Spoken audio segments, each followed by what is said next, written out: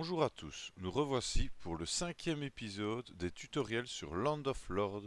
Aujourd'hui, nous allons voir comment fonctionne l'immigration. Alors, l'immigration, mais ça tombait bien que la vidéo passée on ait fait sur le bonheur parce que c'est deux choses très corrélées ensemble. Pour commencer, pour savoir notre flux migratoire, donc la possibilité ou non que de nouveaux colons arrivent sur nos terres, nous allons dans la gestion sur le petit onglet des unités. Voilà. Ici, on peut voir que...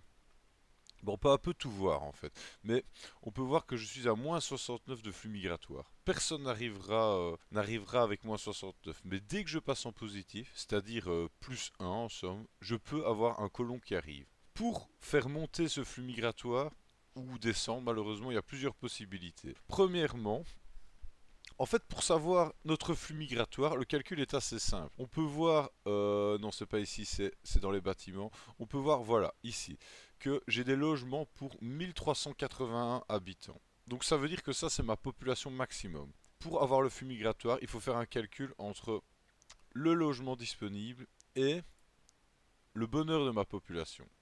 Vu que j'ai 60%, bon, plus 14% de tendance, donc ça monte, mais voilà. Vu que j'ai 60% de bonheur, en fait, je n'aurai que 60% des places disponibles. Un petit peu plus, parce que je vois que ça a plus 14, donc à mon avis, c'est un petit mishmash entre les deux. Et puis là, je suis en négatif, donc c'est normal. Si j'étais à 0, imaginons, eh ben, j'aurais pile 60% de ce que mon domaine peut avoir comme habitant maximum. Le maximum 5039, il ne faut pas y faire attention. En fait, c'est vu que c'est encore un domaine, c'est vis-à-vis de ça, vis-à-vis du fait que les domaines ne peuvent pas avoir plus de 5000 habitants. Bon, 39, mais ça, on s'en fout un peu. Voilà, 5000 habitants pour les domaines. Chaque organisation a un nombre maximum de domaines, d'habitants possible. On verra ça dans une prochaine vidéo. Parce que les organisations, c'est relativement compliqué. Il faut vraiment que je travaille là-dessus pour essayer de faire quelque chose de simple et compréhensible, je vais dire. Donc voilà. À savoir que quand vous passez votre flux migratoire à plus 1, vous allez avoir plus ou moins rapidement des colons qui risquent d'arriver. Quand un colon arrive, voilà, vous faites ce que vous voulez avec, on s'en fout, mais ce qui est important, c'est que vous ne pouvez pas avoir plus de 5 colons. Si vous avez 5 colons, vous n'aurez plus d'immigration, donc votre flux pourra continuer à monter non-stop, mais plus aucun colon ne viendra chez vous. Ça peut être intéressant pour plusieurs stratégies, parce que qui dit que le flux migratoire peut monter, dit aussi qu'il peut descendre. Si le bonheur chute trop bas, ou si vos bâtiments sont en trop mauvais état, par exemple celui-ci on peut voir rue est-ouest de mauvaise qualité, état de 52%. Moins il est en bon état, moins ça donne de population possible pour le bâtiment. S'il est cassé, ben, c'est comme s'il n'existait pas, ça ne donne aucune population bien entendu, ou quasiment cassé. Donc à prendre en compte. Il faut faire vraiment attention avec ça parce qu'on peut se retrouver d'un coup à être dans la misère avec ça. Surtout que, d'autres choses à prendre en compte, si vous avez le bonheur qui diminue trop d'un coup, ça fera de très gros ravages dans votre flux migratoire. Plus vous avez d'habitants, ici j'en ai pas beaucoup parce que bon, il n'y a rien à faire, j'y porte quand même beaucoup moins d'attention que sur mon compte principal, j'y joue tranquille ou pépère. En réalité, depuis le temps que j'ai créé le domaine, je devrais être bien plus avancé que ça. Je pourrais sans problème avoir 2000, 3000 de pop si vraiment j'avais suivi le maximum des conseils que je vais vous donner petit à petit dans le tutoriel, mais on n'est pas pressé, je veux dire. De toute façon, à un moment ou à un autre, comme j'ai déjà dit plusieurs fois, on ira sur mon main domaine et vous verrez à quelle vitesse il a avancé celui-là. Là, je suis à 60%. Il faut faire très attention parce que si vous avez, je ne sais pas moi, 20 000 de population, eh ben, des petites chutes de bonheur, ça pourra faire de très gros impacts dans votre flux migratoire. S'il descend à moins de 500, vous perdez instantanément une unité. Et bien entendu, il remontera de 100. Vu que les unités représentent 100 personnes, en fait, pour faire simple, quand vous passez à plus 1, si une unité arrive, eh ben vous redescendrez à moins 99. Parce qu'une unité égale plus ou moins 100 habitants.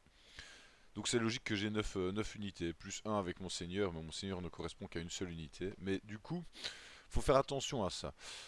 Ça veut dire que quand vous perdez une unité, ce sera toujours l'unité la moins heureuse ou la moins formée ou au niveau qui partira en premier. Ce qui veut dire que garder des colons qui vont pourrir enfin qui vont pourrir, qui vont avoir un bonheur très très bas, ça peut être une espèce de manière de se défendre pour ne pas perdre vos unités qui prennent du temps à monter de niveau. Par exemple, lui, le carrier La Faille, niveau 5, ça serait très ennuyant de le perdre. Parce que bon, voilà, il est formé, il travaille, autant perdre un colon ou une unité dont on a moins d'intérêt. Donc, au niveau des flux migratoires, je crois que, enfin, de l'immigration en règle générale, je crois que j'ai plus ou moins tout dit. Non, il y a autre chose que je veux dire.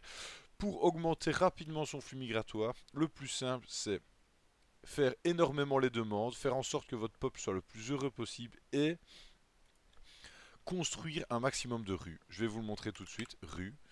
Voilà, on s'en fout, n'importe quelle rue. Rue Est-Ouest par exemple. Eh ben, regardez. Une rue, ça correspond à 30 habitants. Donc, farmer les rues un maximum. Vous pouvez faire ça sur tout votre domaine. Bon, ici, vous voyez, je suis un peu encombré et je ne prends pas le temps. En somme, on peut tout aussi bien couper les arbres ici, construire sur la montagne, n'a pas de limite. Si vous faites des rues de partout, votre population augmentera très vite, mais faites attention parce que les rues ne sont pas très solides, elles finiront par se casser. Donc, à prendre en compte. Il faut faire un petit mélange entre les deux. C'est surtout que les rues vont vite à construire et ne coûtent pas très cher parce qu'en somme, quand on passe de rue Est-Ouest à une maison sur rue, on gagne exactement le même nombre de population, 30. Et ainsi de suite, bien entendu. Non, vous voyez que entre une maison et deux maisons, on ne gagne que 22 pop. Entre 2 et 3, on n'en gagne que 10. C'est ça que ça peut être compliqué à des moments. On n'en gagne que 10 aussi à la quatrième, 25 à la cinquième, comme quoi c'est un peu arbitraire. 25 à la sixième et ainsi de suite, 25. Je crois que c'est plus que 25. Oui, ce n'est plus que 25 jusqu'à 10. Donc quand vous avez 10 maisons sur un arpent, ça vous donnera 252 pop. Donc 2,5 unités si vous avez un haut bonheur. Je pense qu'on a tout vu au niveau de l'immigration. Vous savez un peu de tout. Maintenant, je tiens à parler aussi des expansions de domaine, car un joueur m'a envoyé des messages vis-à-vis de ça, il se posait des questions, j'essaie de lui répondre du mieux que je pouvais. Pour les expansions de votre domaine, pour faire simple, plus vous avez de population, plus vous allez pouvoir expandre votre domaine. Voilà, ici on peut voir que mon rayon d'expansion il va à 22 arpents vis-à-vis de mon centre de mon domaine, mon centre qui est cette place du marché. Vous ne pouvez pas déplacer le centre du domaine. Quoi que vous fassiez, le centre du domaine restera la zone où vous avez lancé votre domaine pour la première fois. Vous l'avez créé. Cette zone augmente par rapport au nombre d'habitants jusqu'à 40 arpents. Ça, c'est le maximum dans un premier temps qu'on peut étendre notre domaine, 40 arpents. 40 arpents, ça fait déjà pas mal. On peut dire ça fait... allez, pour faire gros, ben, je toucherai ce domaine-ci, c'est sûr, c'est sûr. Je vais regarder, mais on peut le savoir de toute façon. Au-delà de l'aide qui est ici, quand vous pouvez l'augmenter sans pas besoin de se prendre la tête, ce sera indiqué en vert, vous cliquez dessus, il vous mettra automatiquement où vous pouvez expandre votre domaine. Mais par exemple, imaginons, moi j'ai absolument envie d'avoir cette zone, parce qu'il y a encore beaucoup de chênes et j'aime le chêne. D'ailleurs, quelle qualité est ce chêne? Bonne qualité. Mais bon, on s'en fout. Vous cliquez dans cette zone, vous faites expansion, vous écrivez juste expansion, vous allez dans l'aide, donc avec le petit livre, expansion de domaine, et ici, vous pouvez voir rayon d'expansion 22 arpents pour mon domaine. Ces terres sont situées à 26 arpents du centre du domaine.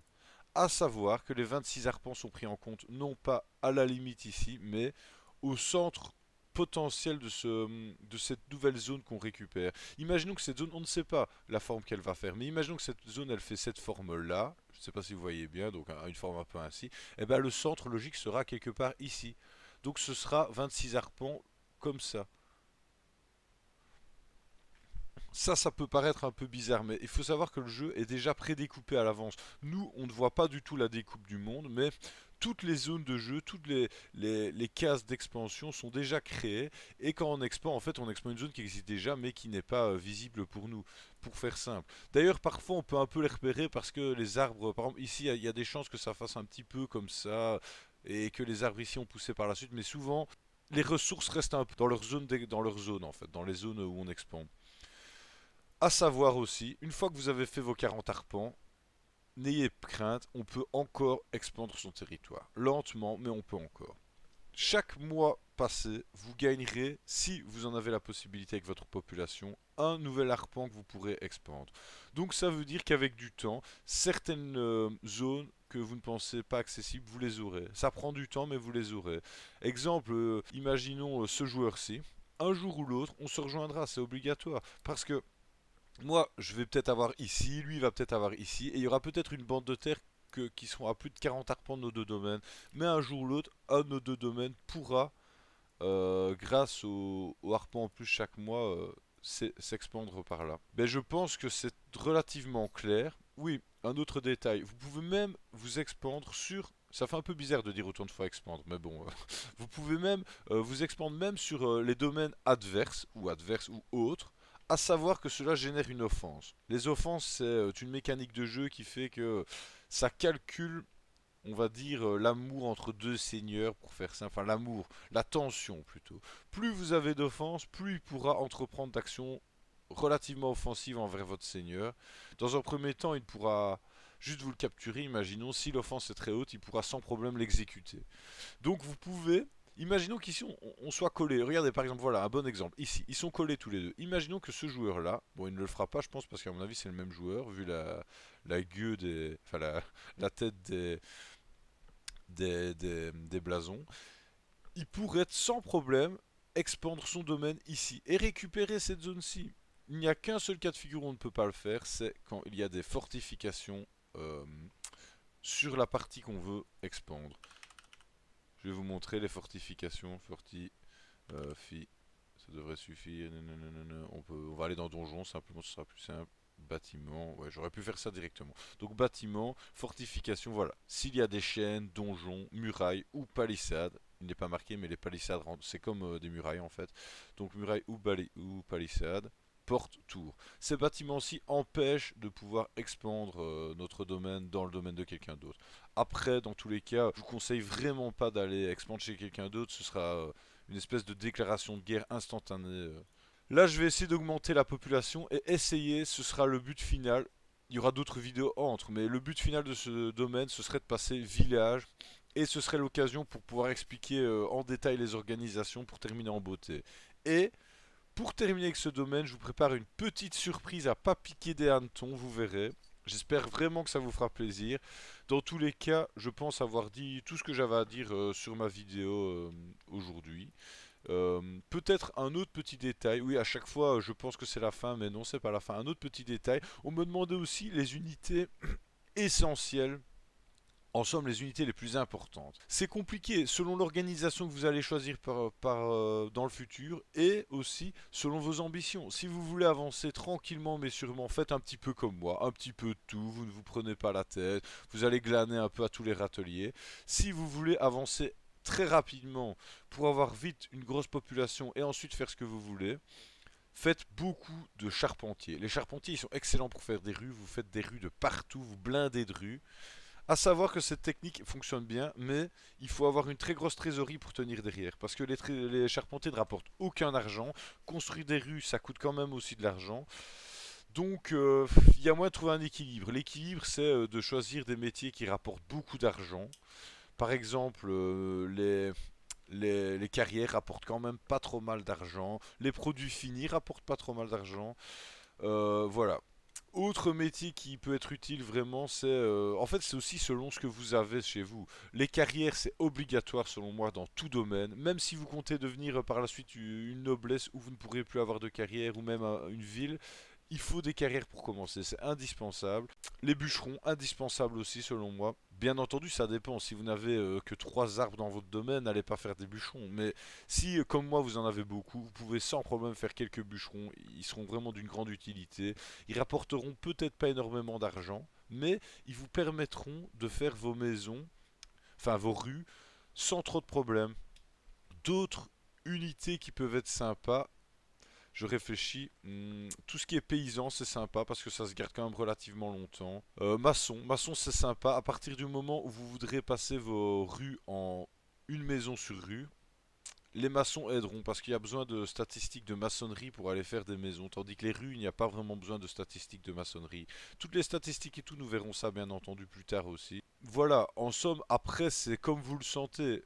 C'est un petit peu, voilà, je saurais pas dire plus que ça, mais peut-être que je saurais vous en dire plus dans les vidéos à venir quand ce sera sur des thèmes plus précis.